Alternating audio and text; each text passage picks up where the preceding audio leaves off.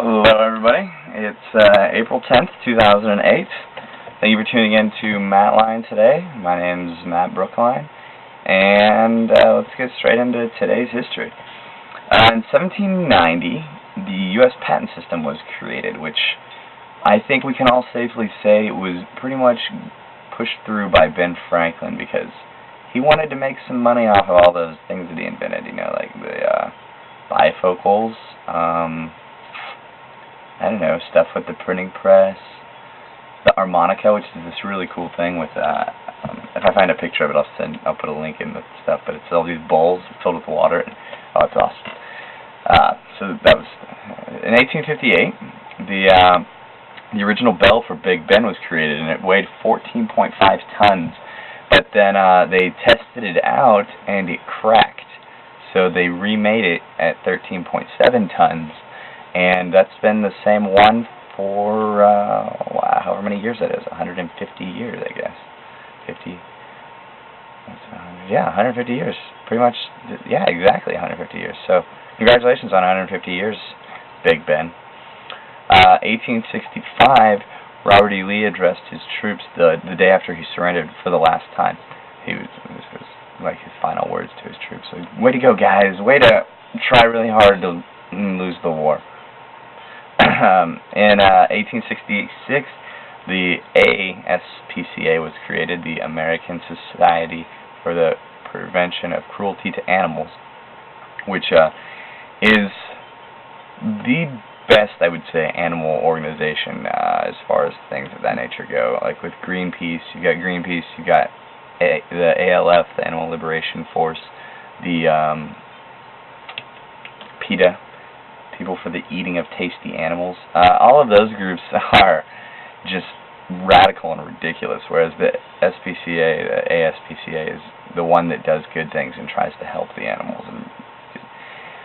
In 1874, in history that somewhat ties into the way I close out each of my shows, is when Arbor Day was first celebrated in Nebraska. Not like first celebrated in Nebraska, but first celebrated anywhere. It was celebrated in Nebraska. In 1912, the RMS, which, what does that even mean? The maybe Royal Majesty's Service, I think? Yeah? Maybe Red Machine's ship. The Titanic set out on its maiden voyage, which, as we all know, ended quite historically. 1925, The Great Gatsby was published by F. Scott Fitzgerald, descendant of the good old Francis Scott Key. It's pretty good. I imagine a lot of us, me and you, read it in high school, maybe required to read it. It was one of the ones that I preferred to read. Although the ending is absolutely ridiculous. You're like, what, Gatsby, you're a fraud? Oh, no! How could you do that to me? 1963, the USS Thresher was lost at sea. It was doing some diving practices. It's a submarine. And that started a lot of the codes for how we would deal with submarines being lost and dealing with them just in general. 1971 was when there were a lot of tensions between us and China, the United States and China, and with communism versus capitalism or democracy. We said democracy, but it was really capitalism. And so they invited us over to play table tennis and ping pong diplomacy. I'm pretty positive that they dominated. Not sure, though. 1978, Volkswagen opened plants in America, which made it the first foreign car company to, manufacture in America. So, giving more jobs to us. I don't know why they did it. Maybe they needed more land, things like that. In 1979 was Terrible Tuesday in Texas and some parts of Oklahoma, where it was actually lasted 2 days. There were 59 tornadoes, 58 total deaths, 42 in one specific incident in Wichita Falls, Texas. 42 died. The largest tornado was an F4, which is, remember that for a minute or so, or as long as you can. In 1998, the Belfast Agreement was signed, which is helping to help with the peace process in Ireland, which is something interesting to me because I mean, just everything that goes on in Ireland. When you think of terrorism and you think of all these civil unrest in these countries, we're all thinking of places that are farther away, more removed from America and Western Europe, but in North Europe and just Europe in general. But it's happening in Ireland too. I mean, the IRA is still blowing shit up all the time. So that's just something that I think should be remembered in this whole everything that's going on in the world.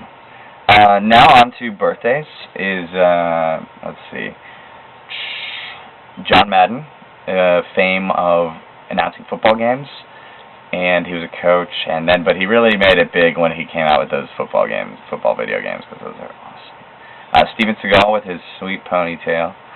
Babyface, which I imagine by the time, at this point in his life, he's kind of getting tired of being called Babyface, but who knows for sure. Orlando Jones, he was in the movie The Replacements, which is hilarious, and also in those Make 7-Up Yours commercials, if you remember those, they were choice. Chris Carrabba of Dashboard Confessionals. I'm just going to move right past that because that's just irrelevant. Mandy Moore, who's a singer and actress, and I think she's probably a better actress than she gets credit for, because the movies she's in are not that good. And then Haley Joel Osment, who I think still sees dead people, because I'm pretty sure he hasn't done anything since The Sixth Sense, which sucks for him.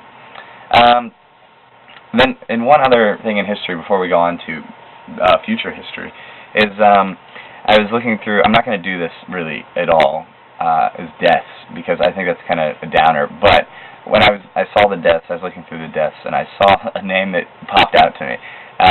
In 879, which I think that's weird when there's no number in front of that 8, or it's not 18 or 2000. It's just like 879. That's all it is. Anyway, Louis the Stammerer died.